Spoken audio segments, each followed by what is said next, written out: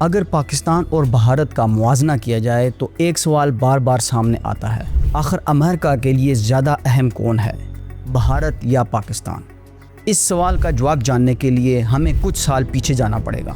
دوسری جنگ عظیم کے بعد جنوبی ایشیا کچھ زیادہ ہی عالمی طاقتوں کی توجہ کا مرکز بن گیا۔ امریکہ جیسی ابھرتی ہوئی سپر پاور بھی اس خطے میں اپنے مفادات کے تحفظ اور اثر و رسوخ بڑھانے کے لیے یہاں ایک مضبوط ساتھی کی تلاش میں تھی۔ اسی تناظر میں 1970 کی دہائی میں امریکہ نے سب سے پہلے چین کا انتخاب کیا۔ یہ سب کچھ ممکن ہوا ایک خفیہ میٹنگ سے جو کہ پاکستان نے ارینج کی۔ ان تعلقات کا بنیادی مقصد تھا ایشیا میں سوویت یونین کے بڑھتے ہوئے اثر و رسوخ کو روکنا۔ اسی لیے امریکہ نے سب سے پہلے چین میں سرمایہ کاری کی، فیکٹریاں لگائی، نئی ٹیکنالوجی ٹرانسفر کی اور اسی بیس پر چین بڑی تیزی سے ترقی کرنے لگا۔ لیکن کچھ ہی عرصہ بعد امریکہ کو یہ احساس ہوا کہ چین طاقتور تو بن رہا ہے مگر وہ امریکہ کے لیے کسی بھی ریجنل وار کا حصہ نہیں بنے گا۔ تب امریکہ کی نظر بھارت پر پڑی۔ اپنی وسیع آبادی، بڑی منڈی اور جغرافیائی اہمیت کے باعث امریکہ کو لگا کہ شاید بھارت جنوبی ایشیا میں اس کا سب سے مضبوط اسٹریٹجک پارٹنر بن سکتا ہے۔ اسی لیے دونوں ملک ایک دوسرے کے قریب آتے گئے۔ کئی دہائیوں تک امریکہ اور بھارت کے تعلقات مسلسل مضبوط ہوتے رہے اور بھارت کو جنوبی ایشیا میں واشنگٹن کے اہم اتحادیوں میں شمار کیا جانے لگا۔ دفاعی تعاون، تجارتی معاہدے اور سفارتی روابط سب اسی پالیسی کا حصہ تھے، یہاں تک کہ جب انڈیا نے 1998 میں ایٹمی دھماکے کیے تو تب بھی امریکہ کا پریشر بھارت کے بجائے پاکستان پر پڑا تاکہ پاکستان جواب میں دھماکے نہ کرے۔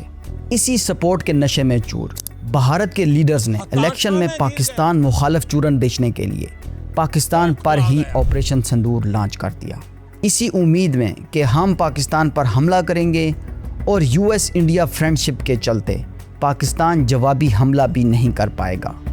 مگر حالات ویسے نہیں چلے جیسے نیو دہلی نے سوچا تھا، معاملہ اس کے برعکس ہو گیا۔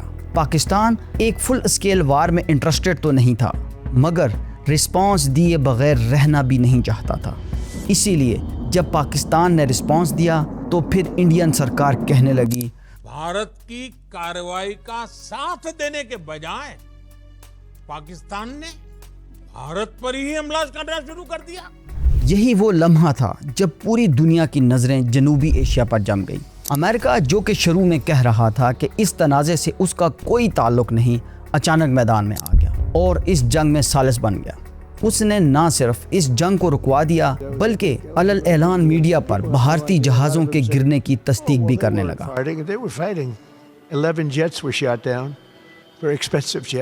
یہ ایک سگنل تھا کہ اب بھارت کی اہمیت امریکہ کے لیے ختم ہو چکی ہے۔ اس پیش رفت نے ایک اہم حقیقت کو دنیا کے سامنے ظاہر کر دیا کہ جنوبی ایشیا میں پائیدار استحکام کے لیے پاکستان کو نظر انداز کرنا آسان نہیں۔ پاکستان اپنی جغرافی، ڈیفنس، چین کے ساتھ تعلقات اور خطے میں انفلوئنس کی وجہ سے آج بھی ایک اہم اسٹریٹجک پلیئر ہے۔ چین اپنے بڑے بڑے تجارتی منصوبے لائک سی پیک اور علاقائی مفادات کے لیے پاکستان کی اہمیت کو سمجھتا ہے۔ اصل حقیقت یہ ہے کہ امریکہ، چائنا اور دیگر بڑی بڑی طاقتوں کے لیے ساؤتھ ایشیا میں طاقت کا توازن برقرار رکھنا اولین ترجیح ہے۔ اسی لیے کوئی بھی ملک، خواہ وہ بھارت ہو یا پاکستان، اس خطے پر مکمل طور پر غالب قوت بن جائے، یہ عالمی طاقتوں کو بالکل منظور نہیں۔ اسی لیے آج کی دنیا میں اصل مقابلہ یہ نہیں کہ امریکہ پاکستان کو پسند کرتا ہے یا بھارت کو۔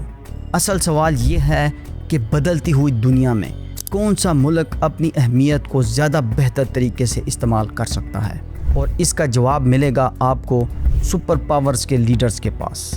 About the Pakistani role, especially? Very good. We love Pakistan. Thank you.